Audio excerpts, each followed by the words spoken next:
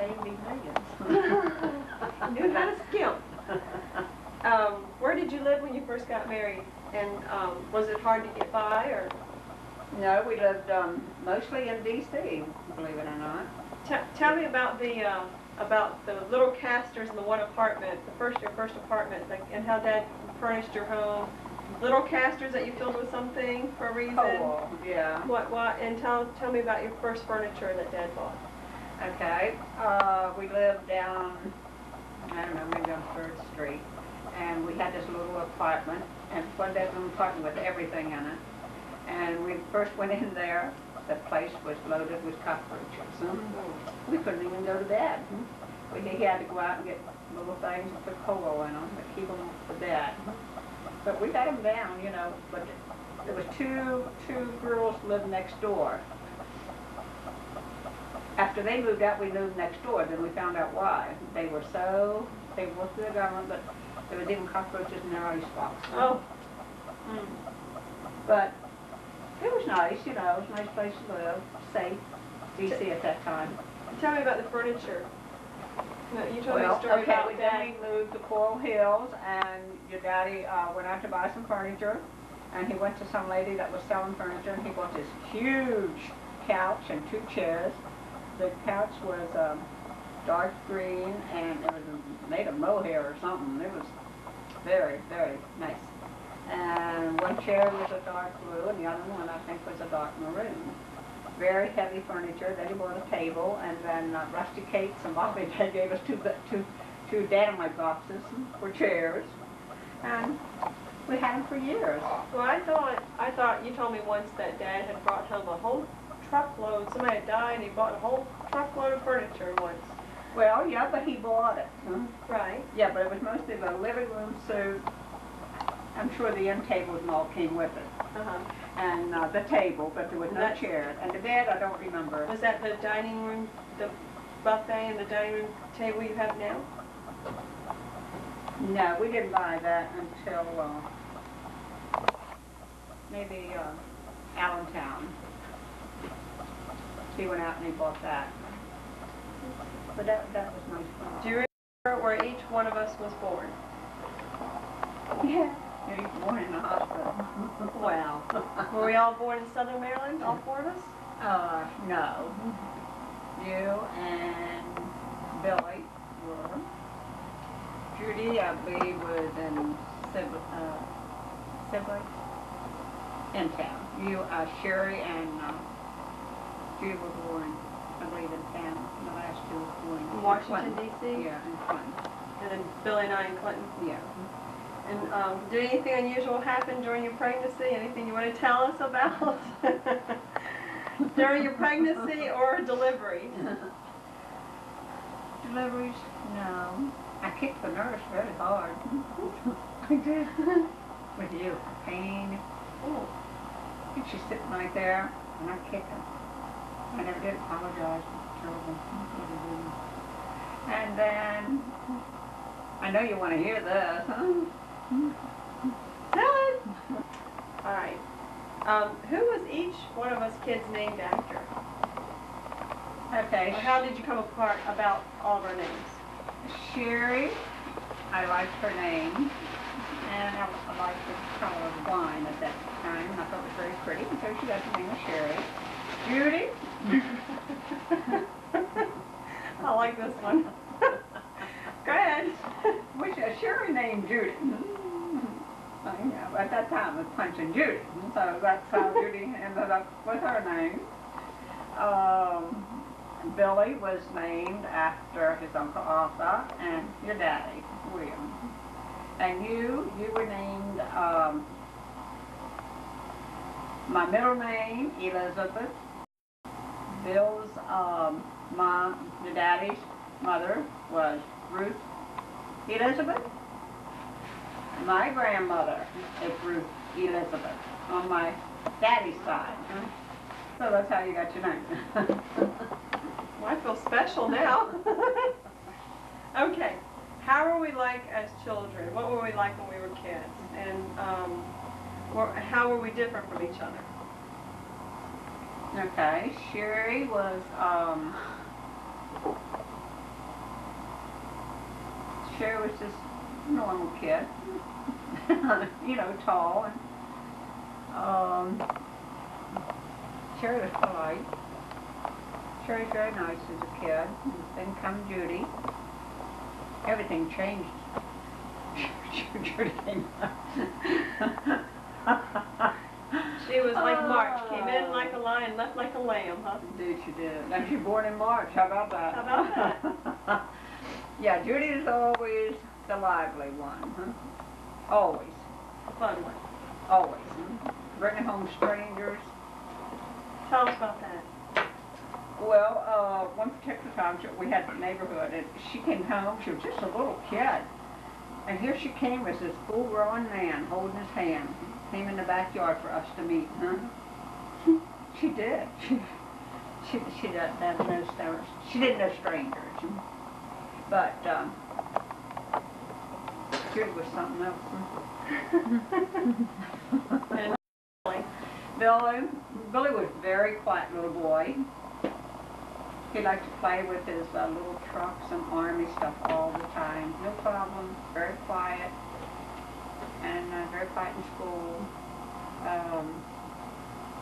As he got older, his daddy took him hunting all the time. And one time he, of course you guys know that about the shells. Oh, the blow, yeah, tell that. Yeah, he was out in the front yard and he had a brick and he would put a rifle shell down on the concrete and hit it with the brick to watch it pop. Well, this one time it popped back up and cut a round circle right there. So I took him down to the hospital, Southern Mill Hospital, and there was a Chinese doctor, and he asked me what happened. I said, what I told you. He took a shell out, but he didn't tell me he had a shell, huh? No, that's, No, I he was did with them. not. It didn't happen like that, but that's what we told you. You shot him with a BB gun. We would bury the shells in the dirt. We'd set our army men on top, and then we'd stand back and shoot them and watch them blow up. And when it happened, he had a little white thing hanging down. He kept saying, "Am I bad? Is my face bad?" And I said, "Yeah." He was like, "Clean me up. Don't let Mom and Dad see me like this." So I tried to put, he had this white thing hanging out. I went to pull it out. It was a nerve on his lip that was hanging out. So we ran in the house, and he said, I'll tell him what happened." So that's what you got. Yeah, so I took him to the hospital, and what you all told me, I'm telling the doctor, and the doctor kept saying, "I don't see how that could be. Are you sure it's not gunpowder? Are you sure?" And I kept saying, "No, it's not." And I never knew till many years later. Nope. Isn't that terrible? What was I like? And they had to sew him up. You were quiet. You were quiet. You always hid a lot. Every time you got sick, you never knew it because you were so quiet. You'd just go hide, go lay down. But you were good in school too. And, you all got to do whatever you wanted to do in music and whatever, and sports, whatever. But you were good in school too. Okay, what values did you try to impart to us? What was your main thing to teach us when we were a kid, to grow up on? Honestly, I had them be good citizens. Good. Looking back, what do you think was the happiest time in your life that you can remember? What comes to your mind when I ask you what was your happiest time in your life? The happiest time in my life, being married or as a kid? Just any time in your whole life. Happiest time in my life. What just comes to your mind without thinking? I guess having all your kids being home. And In my life. what was the worst? The worst time. I don't know. I guess I'd have to say being a kid and thinking about it and being hungry. I guess. I don't know. I can't really. It's just one of those times.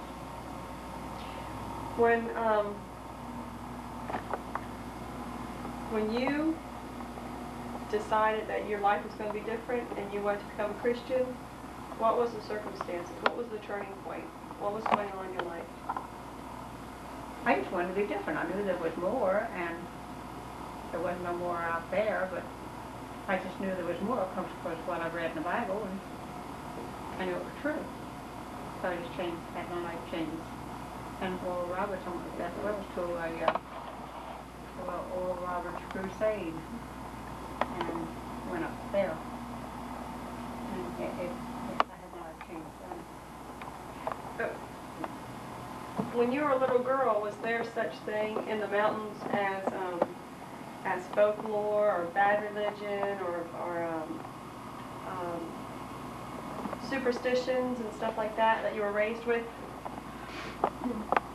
Yeah, we had a lot of that. We had, when we were all kids, we all had to wear aspidity, a little bag, a stinky herbs that I don't believe it had one knot or didn't have any knot, just a little bag, and then that would put these stinky herbs in there. We had to wear them constantly to keep witches off. A witch would ride you and kill you, smother you. There's a lot of that back there, and it's still there, whether you know it or not. And it's just bad. The witches are, well, the Bible tells you the witches are here today. And we always had it, and we had to wear the aspidity, and we were always warned to stay away from certain people.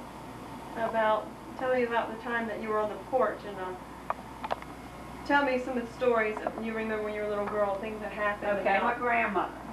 My grandmother lived out in the country, on my mama's side. And then they knew a witch that lived over another mountain. But my grandmother said when she was a little girl, she went to bed, she went up the steps, said goodnight to her mom and dad, and the next room over was her room. She went and she climbed in bed, and she woke up during the night, and there was Lizzie. Who's Lizzie? Lizzie the witch. And anyway, she was sitting at the foot of her bed. And so she screamed for her mother, and when she screamed for her mother, Lizzie just got up and left. And my grandmother said she had to pass her on the way, because they had to pass each other through the hall, but she never saw her. But anyway, and then there was my daddy.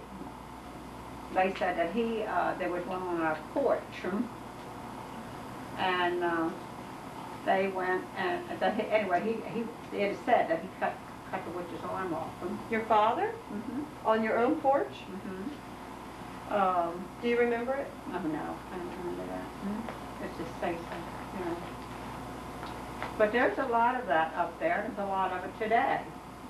That you just gotta stay away from it. And of course, we had gypsies. I remember gypsies, and we stayed away from them too. You don't even take a needle from a gypsy, because they can do you a lot of harm. Witchcraft. Witchcraft. What about your warts? Tell me about your warts when you were a kid. And the pennies. Okay, when I worked at Papa Mill's restaurant, I had warts like kids have. How old were you? 14, 15. Okay.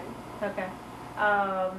Joe Habermill's father saw all my warts, and he sat there and he said, "Do you want to get rid of your warts?" And they were big warts. And I said, "Yeah." And so he gave me these pennies, and he said, "Rub these over your warts," and they sold candy in a shop at him. He said, "And then go buy yourself some candy." And I did, and they were gone. They disappeared. That's funny. That is. That's Copper. strange. Oh, that's Tommy Copper. Well, did you have anything else strange like that happen that you want to tell us about? They can think of right away. No, I don't think so. Okay, let me go on to the next question. What has been the biggest problem or mistake in your life? Problem or mistake? A problem is the mind. Keeping the mind straight. I don't care how old you are, how young you are. I think the mind is important to keep straight. Keeping your thoughts right. The mind is very important, and it can go just like that on things, even without you thinking. The mind can, and it's not good. And so the mind, I think it's very important to keep straight. If you were going to give advice to me or my children today, what would it be? And what would you like to tell everyone? If you're going to give us advice, what would it be? If I was going to give you advice, what would it be? Or Me or my children or your other children's children? I would say watch what you're doing. Think twice what you're doing, where you go, whatever you do, because it's important. Where you go, who you associate with. All these things are important, and life is so short. It goes by so short. First you're young, then you're middle, then you're old, and you don't even know it. It goes by so fast. So it is important, no matter what age it is. Because time's too short. What has been the biggest surprise about life to you? What has been most surprising about life to you right now? The wonders that God has made. That's surprising. That's surprising. Because there's so much out there. It really is. It is really surprising what He has done. You know what? I agree. I thought you were going to say how fast it goes by. Because you always say that. Yeah, surprising no. how fast life goes by. It is. But it's really surprising what's out there. It's surprising. Like I told you about the little raindrops I saw. I bet another person never saw those raindrops. Or dew on the grass that I saw all the diamonds in. The colors. The colors. Just little things. Simple little things. Okay. Now we all know the answer to this question. Okay. But I'm going to ask it anyhow, because we all want to hear you say something about it. What is your favorite time of year or holiday? And why? Well, it has to be Christmas. And I thought about it, and it must be because when I was a little girl, we had a big house, big old house. But in the living room, my daddy would always bring in a tree on Christmas Eve. It was from the bottom of the floor to the top of the roof up there, ceiling. And they would trim this tree. And it was mostly cedar. And this tree would stay in the living room from Christmas to spring. And every time we come down those steps, there was no other way to go up the steps or down the steps to the living room. That's nice. And it smelled so nice, and it was always so pretty just sitting there. You think you get tired of it, but you don't. So today, your favorite, It's Christmas. what do you like about our Christmas today? I love it. I wouldn't change it for the world. What do you like about it? Tell me. Oh, I like all you kids coming home. It's just a special get-together, and whoever else might come through the door. It's just a good time that should never quit. That should go on and on and on. We look forward to it every year too. Okay. If you had to do your life all over again, what one thing you know that you would do differently? Oh, okay. If I could, I would, but I can't. But to go back in time, I wanted to do something with my life. But we didn't have anything around at that time in the mountains. There wasn't nothing there. You have to go so far, and we didn't have the money and work. But I would have liked to have been a nurse because I was strong. My mind was strong. I had strong will. Well, you have been a nurse. Your whole life you've been a nurse. You may not have worn a white gown or a cute little hat, but you've been a nurse your whole life, Bob. You've taken good care of your children and anybody else's kids. Your door's always open. The word hospitality comes from the root word hospital. Do you know that? No. The word hospitality comes from a root word, means hospital. And your house and your heart and your life has always been like a hospital. So you've been a nurse your whole life. You've always been ready to encourage and direct and to help and to make other people smile. And you've touched many, many, many, many lives with your hospitality. So you've been a nurse. So you've been it all the time. You didn't even know it. All right. You have a way with words, I'll say. This is the last thing I want to ask you, and if you want, you can talk into the camera now. You could have been doing it the whole time, but what family traditions, when you are gone, what family traditions or family things do you want to keep for us and the grandchildren and your great-grandchildren to keep alive? What do you want us to keep alive? Togetherness. Never, never hold grudges. To be able to talk about things. No matter how mad you might get, no matter what the problem may be, I want you to talk it out.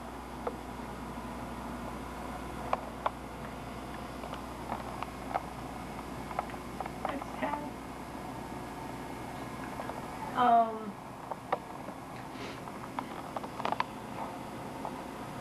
I don't think you ever will be, unless you get the wrong wife or the wrong husband to turn you against each other. But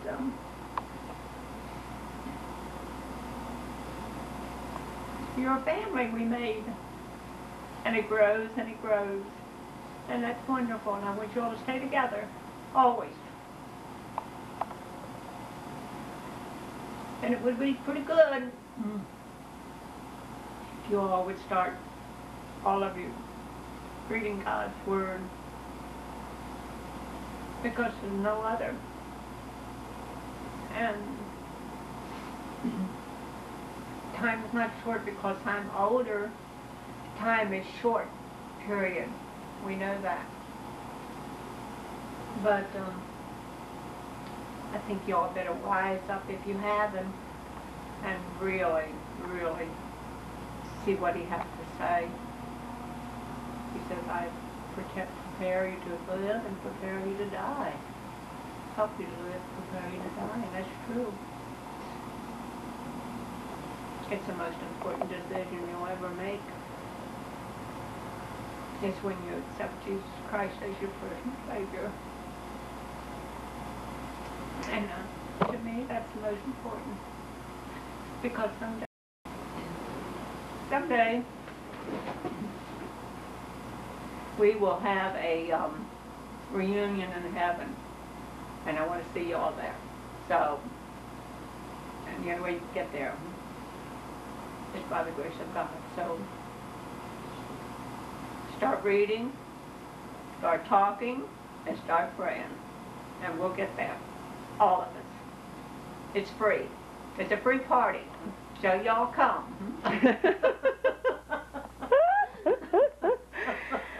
Give us a goodbye. Goodbye. Goodbye. Oh. Are you off? I want you to ask questions about your life so that everybody will know. A lot of things that we've always wanted to ask you and we never had a chance to.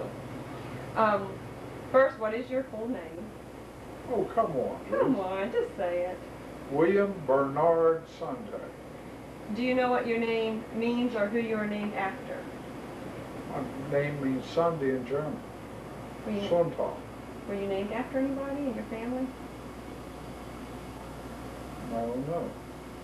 Oh, Bernard was named after my grandfather.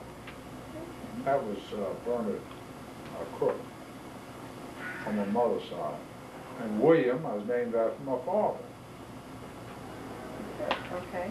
When were you born? What year and where? September 2nd, 1927. Washington, D.C., Providence Hospital. And I weighed 10 pounds. I did. That's the oh truth. my goodness, that's a lot. Okay. I know. Do you know anything about your grandparents, where they were They born? were born, my father's father was born in Germany. And he came over here right after before World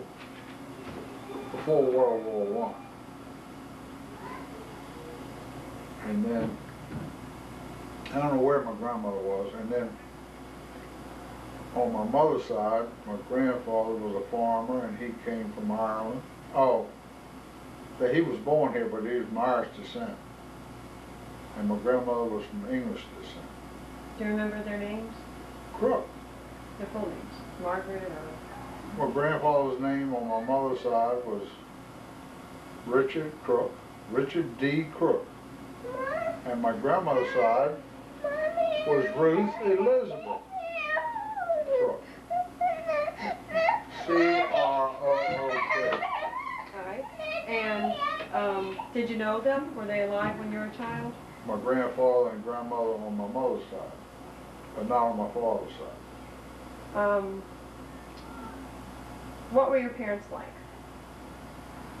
What was your parents' name, first of all? My father's name was William. My mother's name was Ruth. Do you remember anything about them that you'd like to tell us? Sure.